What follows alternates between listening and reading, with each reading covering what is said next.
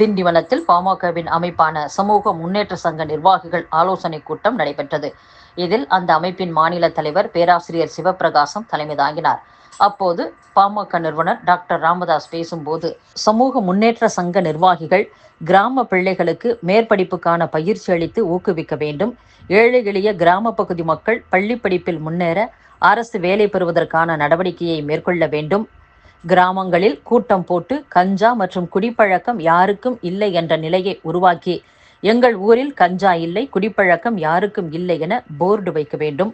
Mobile போனில்தான் அண்ட சராசரமும் அடங்கியுள்ளது. Social மீடியாவில் நல்ல நல்ல பதிவுகளை போட வேண்டும். அது எந்த சமூகமாக இருந்தாலும் முன்னேற்றத்திற்காக அதை பயன்படுத்த வேண்டும் என்றும், சமூக முன்னேற்ற சங்கத்திற்கென்று தனியாக சமூக வலைதளத்தை நானே துவங்கப் போகிறேன். எல்லா சமூகத்தினரும் பயனுள்ளதாக அது இருக்கும் என்றும் டாக்டர் ராமதாஸ் கூறியுள்ளார். ராணிப்பேட்டை சிப்காட்டில் குரோமிய கழிவுகளை அகற்றும் திட்டத்தை உடனே செயல்படுத்தி நோயிலிருந்து மக்களை காப்பாற்ற வேண்டும் என்று பாமக தலைவர் டாக்டர் அன்புமணி ராமதாஸ் கூறியுள்ளார். தமிழகம் முழுவதும் கனமழை பெய்து வருவதால் அணைகளில் நீர்மட்டம் உயர்ந்துள்ளது. பில்லூர் அணையில் இருந்து வினாடிக்கு 16,000 கன அடி உபரி நீர் வெளியேற்றப்படுவதால் பவானி ஆற்றில் வெள்ள அபாய எச்சரிக்கை விடப்பட்டுள்ளது. தமிழ்நாடு முற்போக்கு எழுத்தாளர் சங்கம் என்ற போர்வையில் தேசத்திற்கு எதிராகவும் இந்திய இராணுவத்திற்கு எதிராகவும் சிலர் கருத்துக்களை தெரிவித்து வருகின்றனர். ஆனால் எழுத்தாளர்கள், ஓவியர்கள், படைப்பாளர்கள் அனைவரும் தேசத்தின் பக்கமே நிற்கின்றனர். முற்போக்கு எழுத்தாளர் சங்கத்தின் தேச துரோக நடவடிக்கையை கண்டிக்கும் வகையில் குறிப்பிட்ட எழுத்தாளர்களை முற்போக்கு எழுத்தாளர் சங்கத்தின் பிடியிலிருந்து விடுவிக்க வேண்டும் என்று இந்து மக்கள் கட்சி தலைவர் அர்ஜுன் சம்பத் கூறியுள்ளார். அத்துடன் இராணுவத்தை விமர்சிப்பவர்கள் தண்டிக்கப்பட வேண்டியவர்கள், அதை தமிழக அரசு செய்ய தயங்குகிறது, மறுக்கிறது என்றும் அர்ஜுன் சம்பத் கூறியுள்ளார். மதுரையில் குன்றம் காக்க கோவிலை காக்க என்ற பெயரில் முருக பக்தர்கள் மாநாடு ஜூன் 22ஆம் தேதி ஹிந்து முன்னணி சார்பில் நடைபெறவுள்ளதாக ஹிந்து முன்னணி மாநில தலைவர் காடேஸ்வர சுப்பிரமணியம் தெரிவித்துள்ளார்.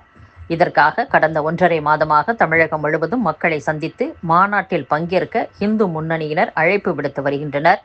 5 லட்சத்திற்கும் மேற்பட்டோரை பங்கேற்க செய்ய முனைப்பு காட்டப்பட்டு வருவதாகவும், அரசியல் அல்லாத ஆன்மீக மாநாடாக இது நடைபெறும். மாநாட்டு பணி மும்முரமாக நடக்கிறது.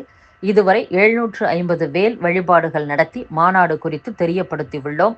மாநாட்டில் அறுபடை வீடு தொடர்பான கண்காட்சி இடம்பெறவுள்ளது. முன்னாள் முதலமைச்சர், அதிமுக பொதுச் செயலாளர் எடப்பாடி பழனிசாமி, தமிழ் மாநில காங்கிரஸ் தலைவர் ஜி.கே. வாசன், நடிகர் ரஜினிகாந்த் ஆகியோருக்கு அழைப்பு விடுக்கப்பட்டுள்ளது. மடாதிபதிகள் மற்றும் திமுக, அதிமுக, பாஜக, காங்கிரஸ் உள்ளிட்ட அனைத்து கட்சிகளை சேர்ந்த எம்பி, எம்எல்ஏக்களுக்கும் அழைப்பு விடுக்கப்பட்டுள்ளதாக கூறியுள்ளார். உத்தரப்பிரதேச முதலமைச்சர் யோகி ஆதித்யநாத், ஆந்திர துணை முதலமைச்சர் பவன் கல்யாண் ஆகியோர் சிறப்பு அழைப்பாளர்களாக பங்கேற்க உள்ளதாகவும் காடேஸ்வர சுப்பிரமணியம் கூறியுள்ளார். திருவள்ளூர் மாவட்டம் கும்மிடிப்பூண்டி அடுத்த சூரவாரி கண்டிகை கிராமத்தில் பழைய பொருட்களை சேகரித்து வைக்கும் கிடங்கில் ஏற்பட்ட தீ விபத்தில் 20 லட்சம் ரூபாய் மதிப்பிலான பொருட்கள் எரிந்து சேதமடைந்துள்ளன.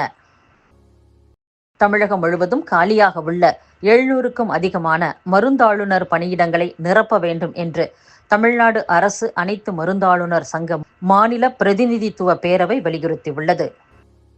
திருவள்ளூர் அருகே ஆன்லைன் வர்த்தகத்தில் ஏற்பட்ட நஷ்டத்தால் 15 லட்சம் ரூபாய் கடன் வாங்கி திருப்பி செலுத்த முடியாத விரக்தியில் தனது 6 வயது மகளுடன் இரும்பு கம்பி விற்பனை செய்யும் கடை ஊழியர் ரயில் முன் பாய்ந்து தற்கொலை செய்து கொண்டுள்ள சம்பவம் சோகத்தை ஏற்படுத்தியுள்ளது. சென்னை அண்ணா பல்கலைக்கழக மாணவி பாலியல் வன்கொடுமைக்கு ஆளாக்கப்பட்ட வழக்கில் சென்னை மகளிர் சிறப்பு நீதிமன்றம் மே 28ஆம் தேதி தீர்ப்பு வழங்க உள்ளது. அண்ணா பல்கலைக்கழக வளாகத்தில் மாணவி பாலியல் வன்கொடுமை செய்யப்பட்ட சம்பவம் நாடு முழுவதும் அதிர்வலைகளை ஏற்படுத்தியது. இதில் தொடர்புடைய ஞானசேகரன் டிசம்பர் 25ஆம் தேதி கைது செய்யப்பட்டார்.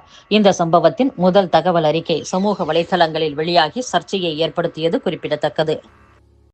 ஆகம விதிகள் இல்லாத திருக்கோவில்களில் அர்ச்சகர்களை நியமிக்கும் பணிகள் விரைவில் தொடங்கப்படும் என்று இந்து சமய அறநிலையத்துறை அமைச்சர் சேகர்பாபு தெரிவித்துள்ளார்.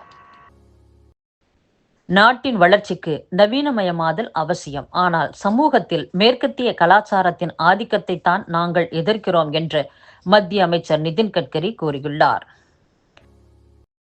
உலகில் 4வது பெரிய பொருளாதார மதிப்பு கொண்ட நாடாக இந்தியா உருவெடுத்ததை அடுத்து பிரதமர் நரேந்திர மோடிக்கு ஆந்திர முதலமைச்சர் சந்திரபாபு நாயுடு, துணை முதலமைச்சர் பவன் கல்யாண் ஆகியோர் பாராட்டு தெரிவித்துள்ளனர்.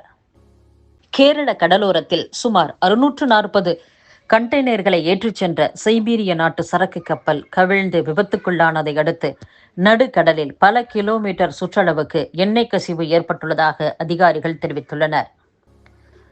ரஷ்யாவில் மே 27ஆம் தேதி தொடங்கும் பாதுகாப்பு கவுன்சில் கூட்டத்தில் இந்தியாவின் தேசிய பாதுகாப்பு ஆலோசகர் அஜித் தோவல் கலந்து கொள்ள உள்ளார். இந்தியாவைப் போலவே ஷாங்காய் ஒத்துழைப்பு அமைப்பின் உறுப்பினராக உள்ள பாகிஸ்தானின் தேசிய பாதுகாப்பு ஆலோசகர் லெப்டினன்ட் ஜெனரல் அசீம் மாலிக்கும் இந்த கூட்டத்தில் கலந்து கொள்வார் என்று தெரியவந்துள்ளது.